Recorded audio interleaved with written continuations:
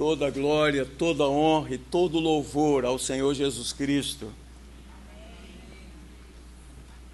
Pode dizer amém, convicção, meu irmão. Amém. Quando a gente estudou Apocalipse, a gente ouviu várias vezes isso, né? Amém, não é mesmo? A gente ouviu expressões de entusiasmo, né? Queremos abraçar especialmente aqueles que nos visitam. É uma ocasião do ano quando os parentes se reencontram, são todos bem-vindos. Aqueles que cultuam conosco também pela internet, a bênção de Deus sobre cada um. E estamos aqui por causa dele, por causa do Senhor Jesus. Queremos honrá-lo. E eu quero lhe convidar a abrir a Bíblia no Evangelho de Mateus, capítulo 1.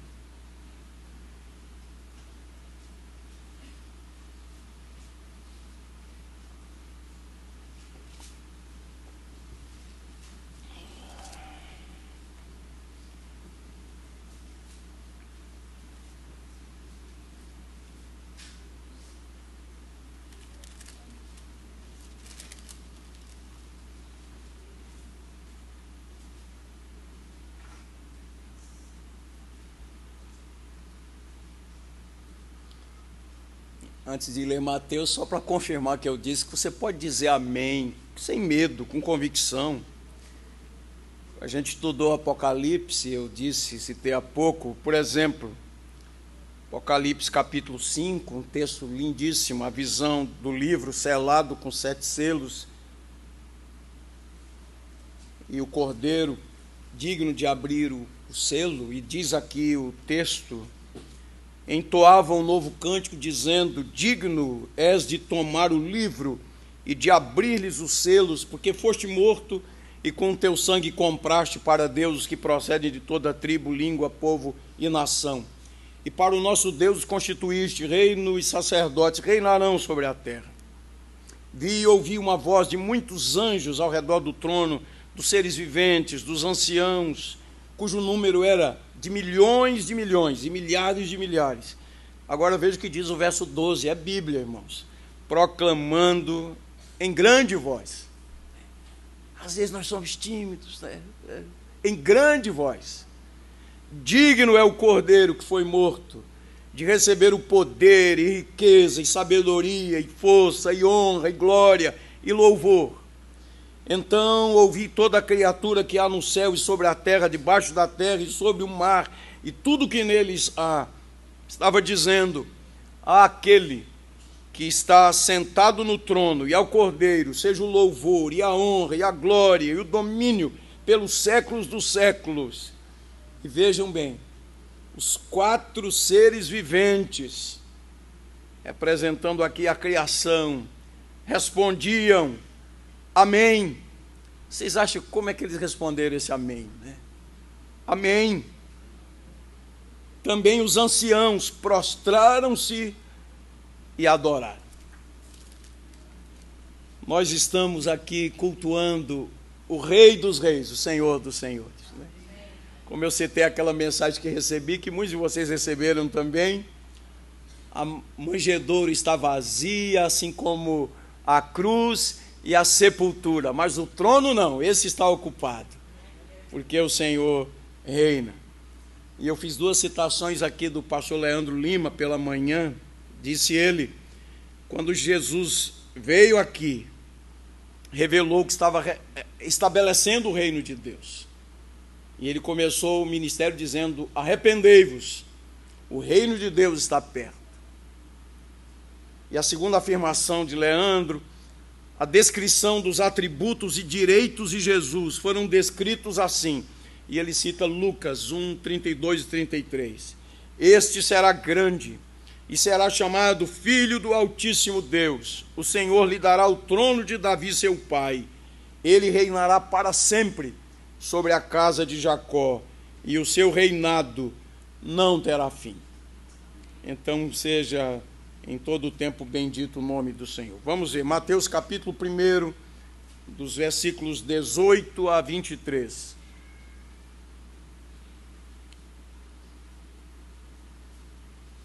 Ora, o nascimento de Jesus Cristo foi assim.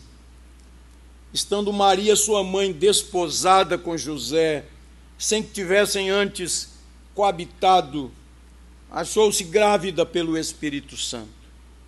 Mas José, seu esposo, sendo justo e não a querendo infamar, resolveu deixá-la secretamente.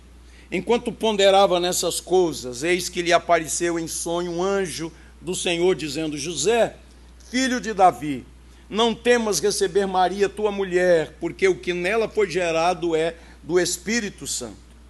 Ela dará à luz um filho, e lhe porás o nome de Jesus, porque ele salvará o seu povo dos pecados deles. Ora, tudo isso aconteceu para que se cumprisse o que fora dito pelo Senhor por intermédio do profeta. Eis que a virgem conceberá e dará à luz um filho, e ele será chamado pelo nome de Emanuel, que quer dizer Deus conosco. O evangelista Mateus está usando aqui literalmente Isaías, capítulo 7, versículo 14. Eu tinha pensado uma introdução para a mensagem dessa noite, e hoje à tarde recebi um texto de um amigo, um texto pequeno, escrito pelo reverendo Hernandes Dias Lopes. Eu achei bem oportuno. Existe uma discussão hoje no meio da cristandade, especialmente no meio de nós reformados, quanto ao culto do Natal, o momento de nos encontrarmos em adoração. É lícito, não é lícito, não é? E eu sei que há argumentos. Por exemplo, o presbítero aqui na oração fez essa citação: é certo que Jesus não nasceu em dezembro, porque estamos celebrando aqui o Natal em dezembro, não é? Nós vamos olhar para a história e sabemos que nessa época do ano, não é? O Deus Sol era adorado. E aí, os cristãos, quando pensam nisso, tremem, não é?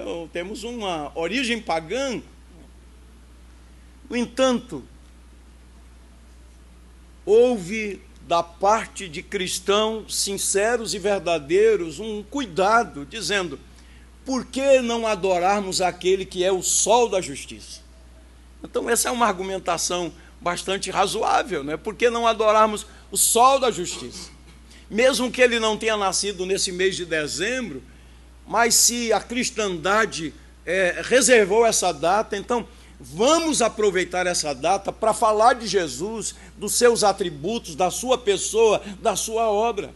Nós não podemos dissociar o nascimento em Belém, de Judá, à cruz do Calvário.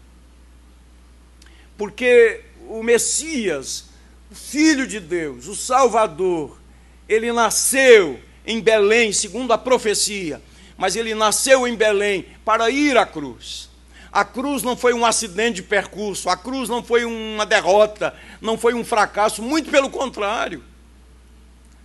Lá na cruz, ainda que as pessoas olhassem e vissem derrota, na verdade ele estava esmagando a cabeça da serpente. Ele estava morrendo como Senhor. Ele estava dando a sua vida voluntariamente, espontaneamente. Como ele disse: ninguém tira a minha vida, eu mesmo a dou. Mas o cristianismo é muito mais do que o Calvário. O cristianismo fala de um túmulo vazio. O cristianismo fala de uma ascensão e da glorificação do Senhor Jesus Cristo. E aí o meu amigo enviou-me um texto do reverendo Hernandes, que é exatamente sobre isso, proibição do Natal. E o reverendo Hernandes escreveu: tão grave quanto a distorção do Natal é a proibição da celebração do Natal. Na igreja primitiva, a festa do ágape, realizada como prelúdio da Santa Ceia, foi distorcida. A igreja não deixou de celebrar a ceia por causa dessa distorção. Ao contrário, aboliu a distorção e continuou com a ceia. Não podemos jogar a criança fora com a água da bacia. Não podemos considerar o Natal, o nascimento do Salvador, celebrado com entusiasmo, tanto pelos anjos como pelos homens, uma festa pagã. Pagão ou pagãos são os acréscimos feitos pelos homens, não o Natal de Jesus. Não celebramos acréscimos, celebramos Jesus. Não celebramos o Papai Noel, celebramos o Filho de Deus. Não celebramos a árvore enfeitada, celebramos o Verbo que se fez carne. Não celebramos os banquetes gastronômicos, celebramos o banquete da graça. Não celebramos a troca de presentes, celebramos Jesus, a dádiva suprema de Deus. E honestamente, às vezes nós somos incoerentes, nós não queremos celebrar o nascimento de Jesus. No entanto, promovemos uma ceia, reunimos os familiares, nos esbaldamos diante da mesa. Isso é uma distorção. Mas a celebração do Deus que se fez gente, que habitou entre nós, eu creio que isso deveria nos levar a celebrar e a adorar e bendizer o nome de Deus. Para que não digam, reverendo Hernandes, né? Como alguns já disseram, reverendo Hernandes é liberal, né?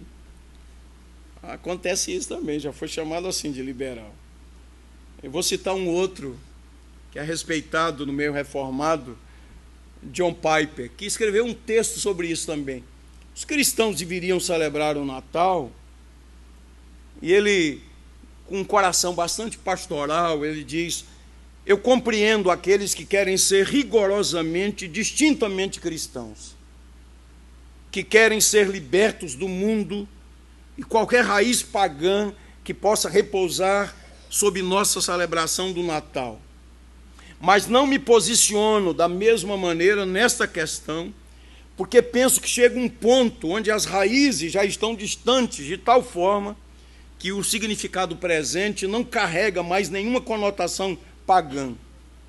E Piper continua: fico mais preocupado com um novo paganismo que se sobreponha a feriados cristãos.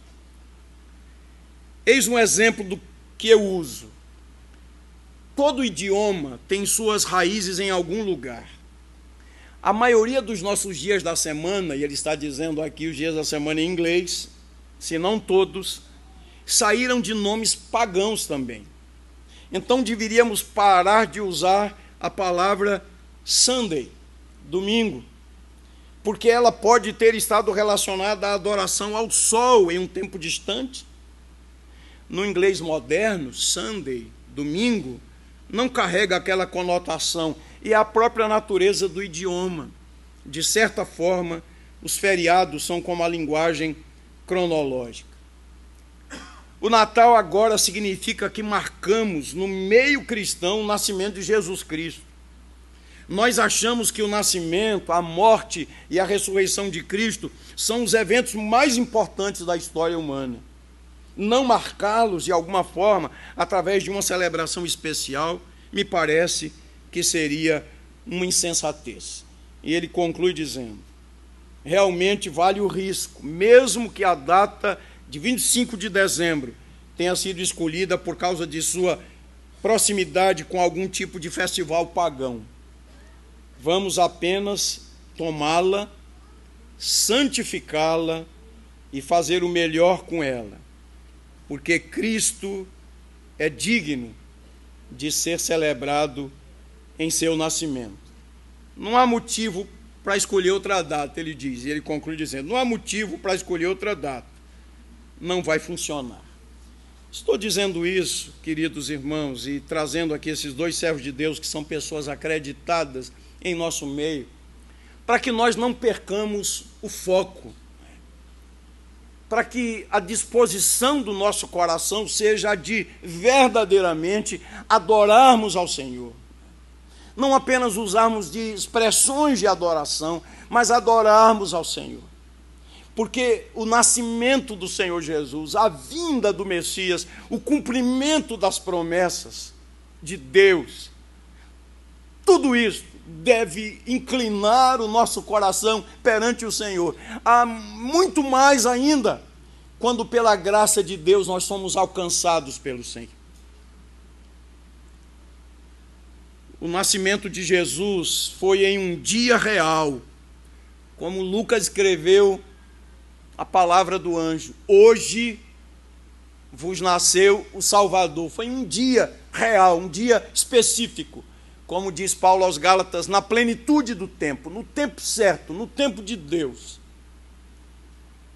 O nascimento do Salvador foi em uma cidade real, e aqui real no sentido de realeza, no sentido real de uma cidade existente, né? É que hoje vos nasceu na cidade de Davi, uma cidade real, o Salvador, que é Cristo o Senhor. Mas hoje à noite, em poucos minutos, eu queria destacar aqui o que reputo como tão importante para pensarmos do Senhor Jesus. Alguns títulos que ele recebe, e eu queria destacar 3 deles.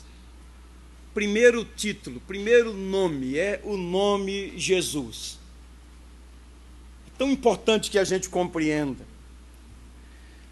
Jesus é a tradução do nome judeu, por exemplo, o nome Josué. Tem a mesma raiz do nome Jesus e tem um belo significado. Josué, Jesua, Jesus. Esses nomes significam Deus é salvação. E nós estamos aqui celebrando a salvação de Deus. Ah, queridos, nós estamos aqui celebrando a intervenção de Deus. Deus estava em Cristo reconciliando o mundo consigo mesmo.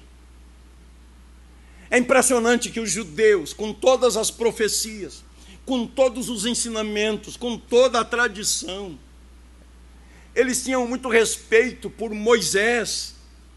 E Moisés havia falado de um profeta semelhante a ele, que seria levantado pelo Senhor. Eles tinham um enorme respeito por Davi. E Davi falou sobre a vinda do Messias, basta lermos os chamados salmos messiânicos. Eles tinham um profundo respeito por Isaías, o profeta, Miqueias, outros servos de Deus. Na verdade, queridos, desde o momento após a queda, o próprio Deus anunciou a vinda do Salvador. Lá no chamado proto-evangelho, Gênesis capítulo 3, versículo 15. E é impressionante como o nosso coração é tardio para crer. Às vezes nós ficamos anos e anos e anos na igreja. Muitos como eu, que fomos criados no evangelho, estamos desde de bebês na casa de Deus. E é impressionante que, às vezes, anos e anos e anos de sermões, de aulas de escola dominical, de leituras, de cultos e pregações, não são suficientes. É impressionante. Os judeus esperavam um Messias que se assentasse no trono de Davi e libertasse o povo do jugo do Império Romano. Era muito pouco aquilo. E o Senhor estava tratando de implicações universais, uma boa nova que o será para todo o povo. E como o Senhor havia prometido a Abraão, prometendo fazer dele uma grande nação e já apontando para o Messias, em ti serão benditas todas as nações da terra. Deus é salvação e a obra de Jesus era salvar o seu povo dos seus pecados. Quando José recebeu a informação de que Maria estava grávida, diz o texto que, sendo justo, não a querendo infamar, resolveu deixá-la secretamente. Enquanto ele ponderava nessas coisas, eis que lhe apareceu em sonho um anjo do Senhor, dizendo: José, filho de Davi, não temas receber Maria, a tua mulher, porque o que nela foi gerado é do Espírito Santo. Ela dará à luz um filho e lhe porás o nome de Jesus, porque ele salvará o seu povo dos pecados deles. Meus queridos irmãos, amigos, ilustres visitantes, o cerne da mensagem do cristianismo é a provisão de Deus para tratar do pecado do homem. Então, essas é que são as coisas importantes. O importante não é a ceia do Natal, e nesse ano tão difícil não deu, a ceia foi mais reduzida. Queridos, a ceia, isso é secundário, isso não tem relevância. Ei, chegou o Natal, eu precisei usar a mesma roupa de 2 anos atrás. Queridos, isso não tem relevância.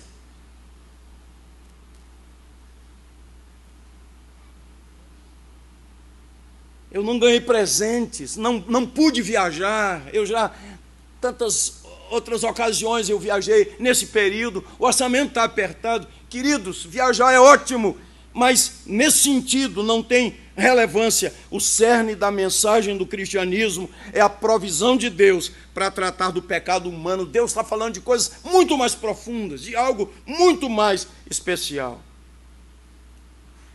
E é bom que a gente compreenda que o pecado não é constituído apenas de atos individuais de engano, imoralidade e assim por diante.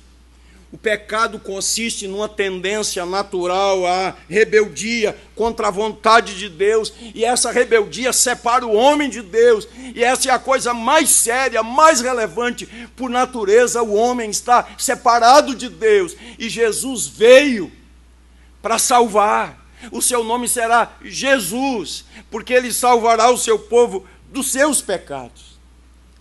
O profeta Isaías, capítulo 59 do seu livro, escreveu e proclamou essa mensagem: eis que a mão do Senhor não está encolhida para que não possa salvar, nem surdo o seu ouvido para não poder ouvir, mas as vossas iniquidades fazem separação entre vós e o vosso Deus, e os vossos pecados encobrem o seu rosto, para que não vos ouça.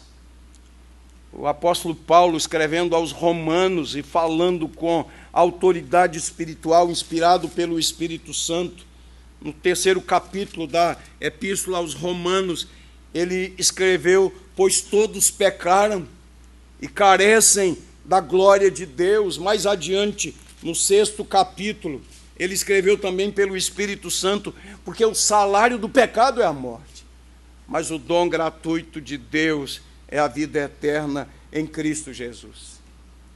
Aos Efésios, Paulo escreveu: ele vos deu vida, estando vós mortos nos vossos delitos e pecados, nos quais andastes outrora, segundo o curso deste mundo, segundo o príncipe da potestade do ar, e éramos por natureza filhos da ira, como também os demais. Mas Deus, sendo rico em misericórdia, por causa do grande amor com que nos amou, estando nós mortos, ele nos deu vida. Então, queridos, é essa a atmosfera bíblica, é esse o cenário bíblico. Os pastores estão guardando o rebanho nas vigílias da noite, e eles são surpreendidos com a aparição de um anjo que anuncia o nascimento do Salvador. E um anjo só não era suficiente, depois surge uma milícia de anjos, e eles começam a glorificar o nome do Senhor. E os pastores dizem uns aos outros: vamos até Belém e vejamos os acontecimentos que o Senhor nos deu a conhecer. Os magos saem do Oriente, fazem uma viagem longa, seguem a estrela, e eles chegam exatamente no local, e é impressionante que eles perguntam antes: onde está o recém-nascido rei dos judeus? Pois vimos a sua estrela no Oriente, viemos para adorá-lo.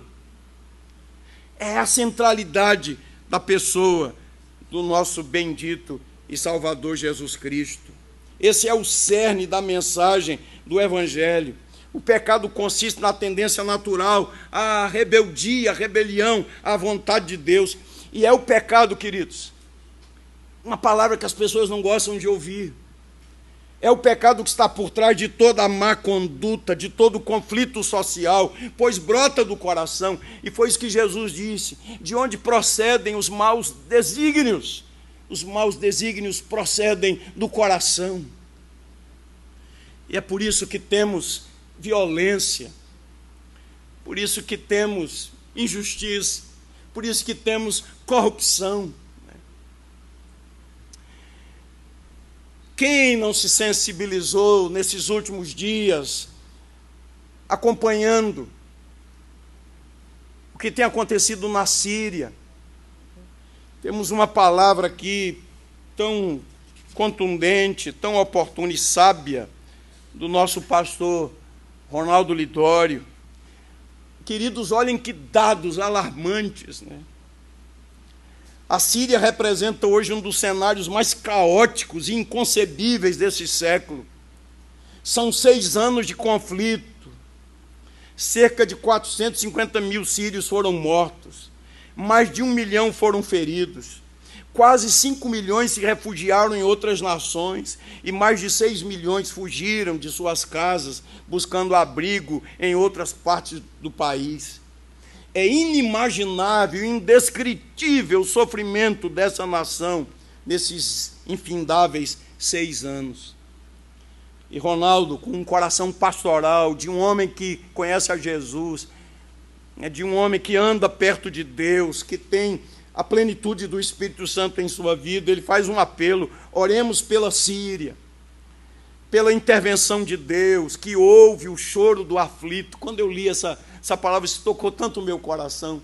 O Deus que ouve o choro do aflito e socorre o desesperado. Oremos pela Síria, pelo fim do conflito, a tão esperada paz. Oremos pela Síria, pela reconstrução das vidas, famílias, histórias da própria nação. Oremos pela Síria, para que ouça a voz do Eterno, o Evangelho da paz. Oremos pela Síria. Queridos, foi a um mundo assim que veio Jesus. Como lemos há pouco a profecia de Isaías, o mundo estava em trevas e resplandeceu a luz. Aos que viviam na região da sombra da morte, resplandeceu-lhes a luz. Essa é a mensagem do cristianismo.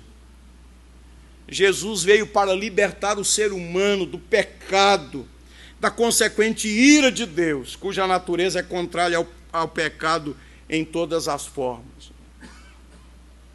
Jesus é o príncipe da paz, e quando ele entra em uma vida, em uma família, em uma cidade, nós olhamos para a história da igreja e quando contemplamos os grandes feitos de Deus, as visitações do Espírito de Deus, quando o Evangelho foi proclamado com poder e vidas foram transformadas. Que mudanças, queridos, que mudanças! Vivemos nesse mundo decaído, caótico. E nós temos essa mensagem maravilhosa: Jesus é o Salvador. Mas eu quero falar para você agora individualmente. Se você já pecou contra Deus, então você precisa de um Salvador, porque somente Deus pode perdoar os pecados contra Deus. E Jesus é o Salvador. É esse o significado do seu nome. Foi essa palavra que o anjo disse a José. Foi esta a palavra: ela dará à luz um filho e lhe porás o nome de Jesus, porque ele salvará seu povo dos pecados dele. Então estamos aqui para celebrar a redenção, a obra perfeita, completa do Senhor Jesus Cristo. É emocionante ler Isaías 53. Aquele menino que nasceu em Belém, já nasceu em condições tão difíceis, porque a cidade de Belém pequena estava superlotada, as pessoas tinham ido para o recenseamento, e a insensibilidade era tão grande que uma mulher, às portas de dar à luz, não foi hospedada, não havia lugar para eles na hospedaria, ninguém os hospedou, e foram para a estrebaria. E ele nasceu ali, naquele lugar, como alguém estava chamando a atenção um dia desses, aquele lugar mal cheiroso. No entanto, mais mal cheiroso do que a manjedoura, do que a estrebaria. Imagine o mau cheiro desse mundo para quem é santo como Jesus. Imaginem só. Deus tomando forma humana e vindo a este mundo. Esse foi o mau cheiro terrível que ele sentiu. E ele continuou assim, sendo rejeitado, desprezado. Há um momento dos evangelhos onde está escrito que até seus irmãos o rejeitavam. Seus irmãos o desprezavam. Um dia propuseram a ele: você não quer ser conhecido? O que é que você está fazendo aqui? Vá para Jerusalém, lá tem muita gente. Não tinham sensibilidade para compreender a sua missão, o seu ministério. E Isaías fala, 700 anos antes da vinda do Messias, sob a inspiração do Espírito Santo, ele foi rejeitado, desprezado, o mais rejeitado entre os homens, e que sabe o que é padecer. Isso é o Evangelho. Aquele menino que nasceu em Belém, nasceu para ir à cruz, o justo para morrer pelos injustos. Aquele que nunca conheceu pecado, dolo algum se achou em sua boca, ele se fez pecado por nós. Então, queridos, quando nos reunimos em um culto para agradecer pelo nascimento de Jesus, nós estamos adorando a Deus pelo seu coração misericordioso. Eu estava citando aqui de manhã, pela manhã, que o Salmo 90 tem uma pergunta: quem conheceu a ira do Senhor? Porque, na verdade, queridos, Deus nos tem tratado com misericórdia. Nós não somos consumidos porque suas misericórdias se renovam a cada manhã. E a pergunta do salmista é: quem conheceu a ira do Senhor? E a gente pode responder agora: o Filho de Deus conheceu a ira do Deus Pai. Porque quando ele na cruz tornou-se o pecador, o mais pecador de todos, porque ele levou sobre si nossas iniquidades, nossas enfermidades, nossas dores, o castigo que nos traz a paz estava sobre ele. Ele não teve outra atitude naquele momento a não ser bradar: Deus meu, por que me desamparaste? É como se literalmente Deus tivesse tirado os olhos do seu filho. Como disse Abacuque: tu és tão puro de olhos que não podes ver o mal. Essa é a essência do Evangelho. Então, quando o coro ensaia hinos de Natal que celebram o nome de Jesus, precisa ter essa responsabilidade e essa convicção para anunciar que Ele é o Salvador. Quando a gente se reúne, não é porque está lá no calendário cristão, mas é porque Ele é o Salvador e nós queremos adorar a Ele. Nós queremos bendizer o seu nome. Mas há um outro título também que eu queria destacar. Verso 18 fala que Jesus Cristo. A palavra Cristo tem um significado muito especial. Pessoa ungida para uma tarefa específica. Poderíamos até dizer que o nome humano de Jesus é Jesus. E o seu título é o Cristo, o ungido, o Messias. Jesus, o Cristo. Jesus, o ungido.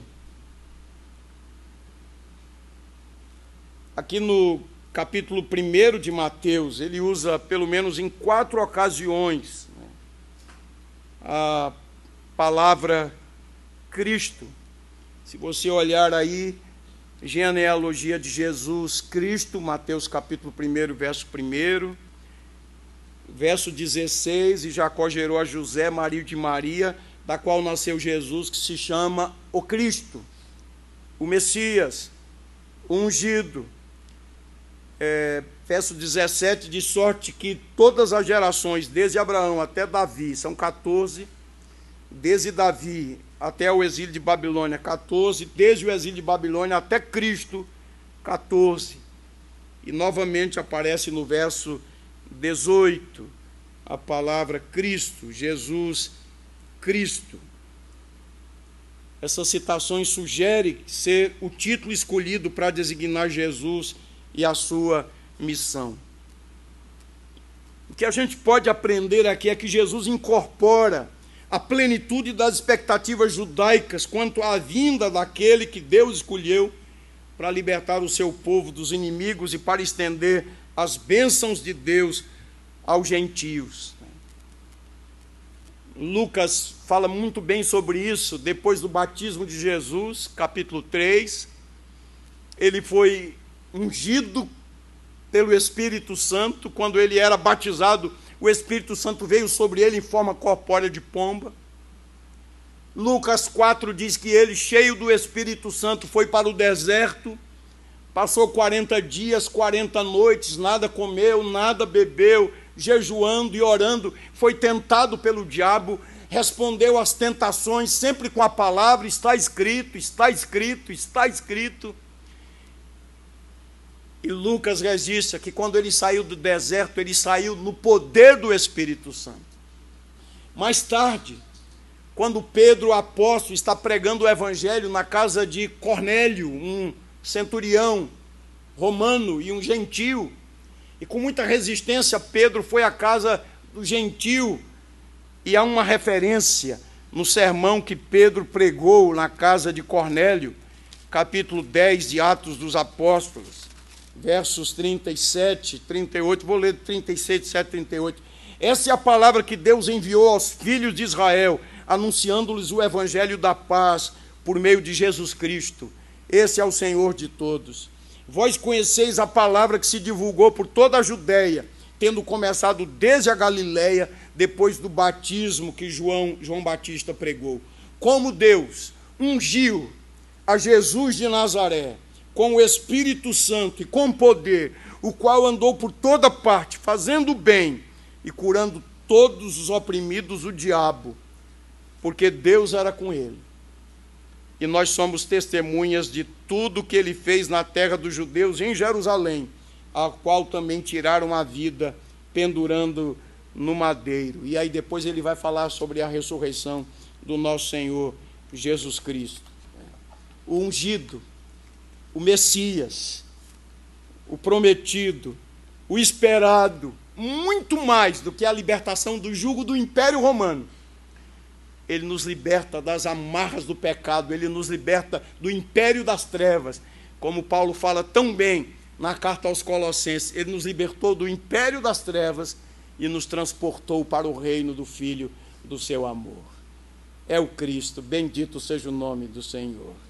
E por fim, queridos, um terceiro título que aparece aqui no verso 23, Emanuel, que é uma citação de Isaías 7, 14. Quando a gente estuda o Novo Testamento, a gente vai perceber que Emanuel não parece ter sido um dos nomes de Jesus. Porém, Mateus o utiliza citando Isaías com um propósito para indicar que Jesus é Deus. E olha que coisa maravilhosa. O Jesus, Deus é salvação, o Cristo, o ungido pelo Espírito Santo, ele é Deus. Ele é verdadeiramente Deus. Os magos tiveram essa autorrevelação do Senhor e se prostraram e adoraram. Então nós adoramos a Ele, nós adoramos a Ele, nós reconhecemos a sua divindade. Olhando para as Escrituras, nós chegamos à conclusão de que Deus não atribui o ministério de salvar seu povo do pecado a ninguém mais. Ele mesmo assume a responsabilidade, o Emanuel, o Deus conosco. Eu queria concluir, queridos irmãos, com algumas breves observações que sirvam para aquecer o nosso coração. Nesse capítulo 1 de Mateus, que temos aqui, olhando aí na sua Bíblia, desde o verso 1, Jesus é apresentado como parte do povo de Deus, os judeus, por causa de sua genealogia e a sua ligação com Abraão. É o cumprimento da promessa de Deus. A gente aprende aqui que ele pertence à linhagem real de Davi, portanto, ele é o nobre Messias. Também é Deus em pessoa, lidando com o maior problema do ser humano, que é o seu pecado, a sua transgressão diante de Deus. O texto bíblico mostra claramente que o seu nascimento foi sobrenatural, como todos os milagres de Deus. Porém, é interessante, não foi uma aberração, foi sobrenatural, mas não uma aberração, porque ele nasceu de acordo com a natureza, ele nasceu de uma mulher. Mas foi um milagre de Deus. Maria disse: como se dará isso?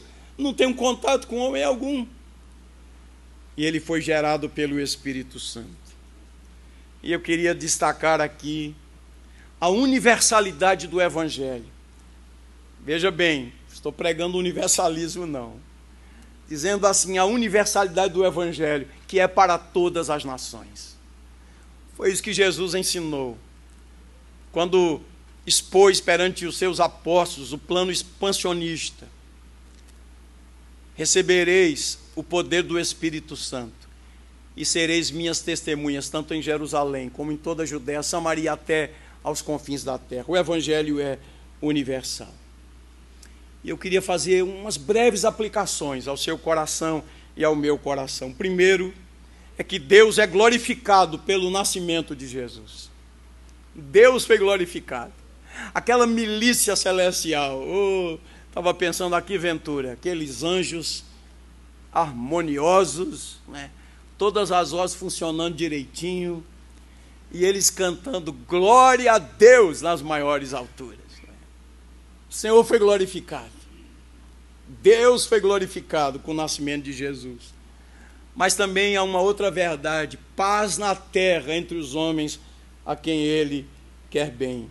Ou seja, a paz é espalhada por todos os lugares onde Jesus é recebido como Cristo, onde Ele é crido como Cristo. Quando o Ronaldo nos convoca a orarmos pela Síria, ele está chamando a atenção desse aspecto. É o Evangelho que tem o poder para promover essas mudanças. E eu comecei com John Piper, quero terminar com ele. John Piper diz assim: esses são os grandes propósitos da vinda de Jesus. Glória sempre ascendente do homem para Deus. Olha aí. Glória sempre ascendente do homem para Deus. E paz sempre descendente de Deus para o homem. Esses homens de Deus são sábios, né? Eles, com poucas palavras, eles dizem o que nós pregadores não conseguimos dizer em uma hora, né? Em uma afirmativa, eles dizem tudo, né? Os grandes propósitos da vinda de Jesus: a glória sempre ascendente do homem para Deus, dos redimidos, dos quebrantados, dos lavados pelo sangue de Jesus, vivem para o louvor da sua glória. E a paz descendente de Deus para o homem.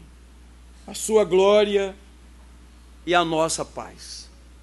E a minha palavra final é: creia no Senhor Jesus Cristo. Como disse Paulo, aquele carcereiro desesperado: que farei para que seja salvo?